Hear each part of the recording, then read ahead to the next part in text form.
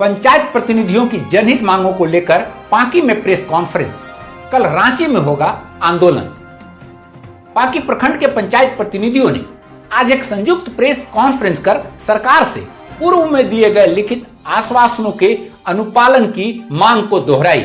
प्रतिनिधियों ने स्पष्ट कहा कि चूंकि अभी तक हमारी मांगे नहीं मानी गई हैं, इसलिए कल 13 नवंबर को हम लोग रांची जाकर पुनः आंदोलन करेंगे। प्रेस कॉन्फ्रेंस में प्रखंड प्रमुख पंचम प्रसाद, मुखिया संघ अध्यक्ष राजेंद्र पांडे, उप प्रमुख अमित चौहान, विश्व सूत्रीय अध्यक्ष मनोज सिंह, मुखिया निहाल अंसारी, हफीजुल जी और पंसस मिथिलेश यादव मौजूद रहे। प्रतिनिधियों ने बताया कि पंचायत व्यवस्था को मजबूत करने के लिए हम लोगों की 10 प्रमुख मांगे हैं। पिछले 2 वित्त वर्षों की लंबित 15वें वित्त आयोग की राशि पंचायतों को दी जाए। पंचम राज्य वित्त आयोग की राशि पंचायतों को प्रदान की जाए। वित्त वर्ष 2024-25 में स्वीकृत अबुआ आवास योजना के सभी लाभुकों को प्रथम किस्त की राशि का भुगतान किया जाए। त्रिस्तरीय जनप्रतिनिधियों को 14 विभाग एवं 29 विषयों में पूर्ण अधिकार दिए जाएं। डीएमएफटी फंड का उपयोग पंचायती राज व्यवस्था के अनुसार किया जाए। पंचायत प्रतिनिधियों और मुखियाओं पर झूठे मुकदमों के नाम पर उनकी वित्तीय शक्तियां बिना जांच जब्त न की जाए। पंचायत प्रतिनिधियों को आत्मरक्षा हेतु शस्त्र लाइसेंस की अनुमति दी जाए। सभी जनप्रतिनिधियों को बिहार राज्य की तर्ज पर मासिक मानदेय दिया जाए। पंचायत प्रतिनिधियों की आकस्मिक मृत्यु या दुर्घटना पर 30 लाख रुपए बीमा और मुआवजा दिया जाए तथा पंचायत को प्राप्त टाइड और अनटाइड फंड को स्थानीय जरूरतों के अनुसार खर्च करने का अधिकार दिया जाए। प्रखंड प्रमुख पंचम प्रसाद ने कहा कि जनप्रतिनिधियों को बिना अधिकार और वित्तीय शक्ति के विकास कार्य करना असंभव है। सरकार को अब पंचायतों को उनका संवैधानिक दर्जा और हक देना ही होगा। हम सबकी एकजुटता इसी मांग को पूरा कराने की दिशा में पहला कदम है। वहीं मुखिया संघ अध्यक्ष राजेंद्र पांडे ने कहा कि सरकार ने पूर्व में जो लिखित आश्वासन दिया था उसे अब लागू करने का समय आ गया है। पंचायतें यदि सशक्त होंगी तो गांव गरीब मजबूत होंगे। कल सभी पंचायत प्रतिनिधि रांची पहुंचकर अपने हक और अधिकार की लड़ाई को आगे बढ़ाएंगे।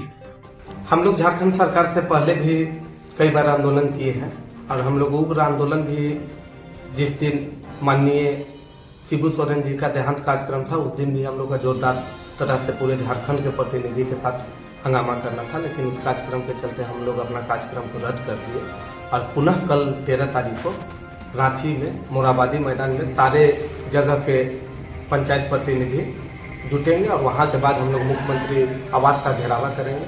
अगर सरकार हम लोगों की मांग को नहीं मानती है तो फिर 18 तारीख से जो सरकार आपके द्वार है उसका जोरदार तरीका से विरोध करेंगे और 16 तारीख को पुनः प्रखंड में हम लोग बैठ के आपस में संतुलन बना लेंगे कि क्या करना है नहीं करना है और 18 तारीख से सरकार आपके द्वार का कार्यक्रम का भी जोरदार विरोध करेंगे। क्या आपको लगता है कि सरकार जो है वो पंचायत प्रतिनिधियों के हक और अधिकारों की अनदेखी कर रही है?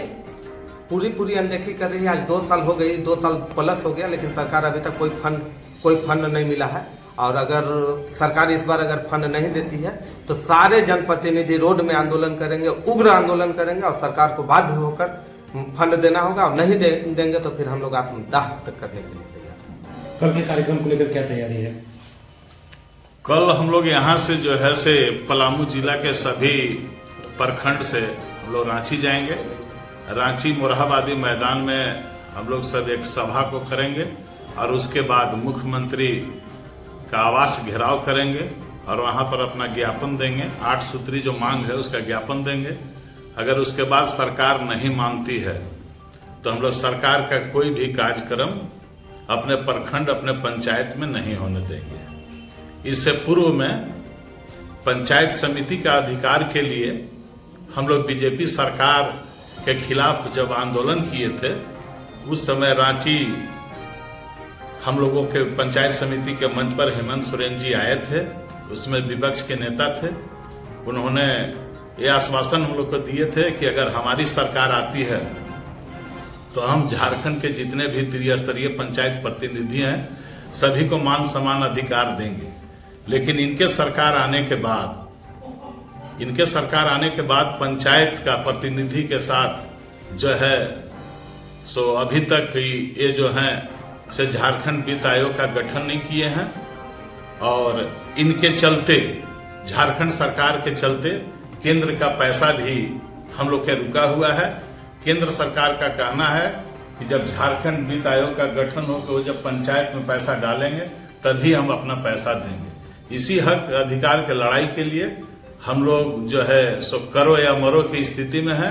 अगर कल हम लोगों के त्रिस्तरीय पंचायत के प्रतिनिधि को अगर मान सम्मान हक अधिकार नहीं मिलता है तो सरकार के हर काम के खिलाफ हम लोग अपना कदम उठाएंगे और इसको पुरजोर तरीका से बहिष्कार करेंगे। आम जनता से आप क्या उम्मीद करते हैं?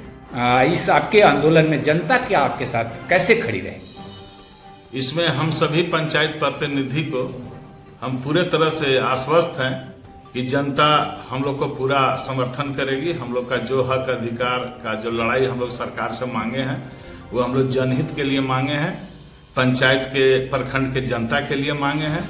इसलिए जनता हम लोग को भरपूर सहयोग करेगी, इसलिए कि पूरे विकास जो है 2 साल से रुका हुआ है। बाकी से कितने पंचायत प्रतिनिधियों को कल रांची जाने की संभावना है? सर्वप्रथम तो आप सबों का बहुत बहुत धन्यवाद। हम लोग यहाँ से कम कल 50 की संख्या में रहेंगे और हम लोग अपने हक अधिकार के लिए जोरदार प्रयास करेंगे। हम लोग मोरहाबादी में सब लोग जुटेंगे, पूरे झारखंड से लोग आ रहे हैं, सभी पंचायत प्रतिनिधि लोग जुटेंगे और वहाँ से एक रैली का प्रारूप बनाते हुए हम लोग मुख्यमंत्री के आवास का घेराव करेंगे और जो 8 सूत्री मांग है उसको हम लोग सौंपेंगे।